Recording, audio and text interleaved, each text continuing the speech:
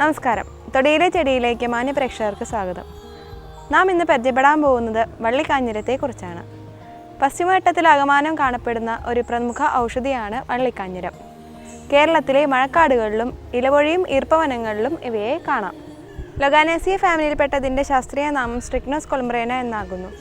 ആയുർവേദത്തിലും അലോപ്പതിയിലും ഹോമിയോപ്പതിയിലും ഒരേപോലെ ഇത് ഔഷധമായി ഉപയോഗിച്ചു വരുന്നു.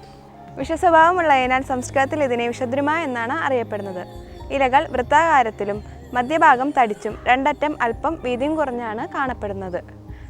തിളങ്ങുന്ന പച്ചനിറമുള്ള ഇലകളാണ് ഇതിനുള്ളത്. ജൂൺ ഓഗസ്റ്റ് മാസങ്ങളിലാണ് ഇതിൻ്റെ പൂക്കാലം. ഇതിൻ്റെ കായ്കൾ ഉരുണ്ടതാണ്.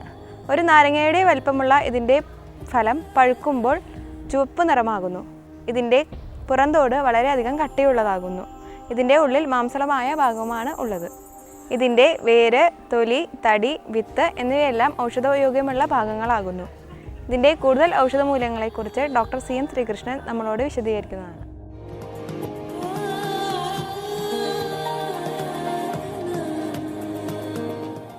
ഈ വള്ളിക്കാഞ്ഞിരം ഏകദേശം കാഞ്ഞിരത്തിൻ്റെ ഉപയോഗം തന്നെയാണ് ഇതിനുള്ളത്.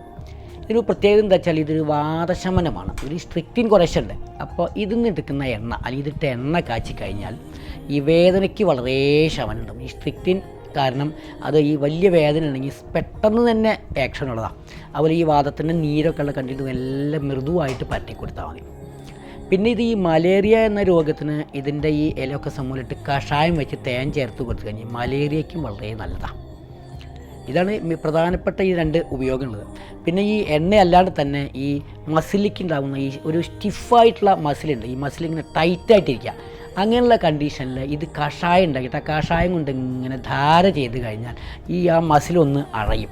അപ്പോൾ ഈ മസിൽ ഈ ചില ആൾക്കാർക്ക് കാഫ് മസിലൊക്കെ സ്റ്റിഫായിരുന്ന ആൾക്കാരുണ്ട്. ഉറച്ച മസിലെന്ന് പറയും. ഈ ഉറച്ച മസിലിനെ ഒന്ന് ലിക്വിഫൈ ചെയ്ത് ഒന്ന് സ്മൂത്താക്കുക, അല്ലെങ്കിൽ മസിലൊരു ബലം കുറയ്ക്കാൻ, ടൈറ്റായ മസിൽ ബലം കുറയ്ക്കാൻ ഇതിൻ്റെ കഷായം കൊണ്ട് ഇങ്ങനെ ധാര ചെയ്ത് കഴിഞ്ഞാൽ നല്ലതാണ്.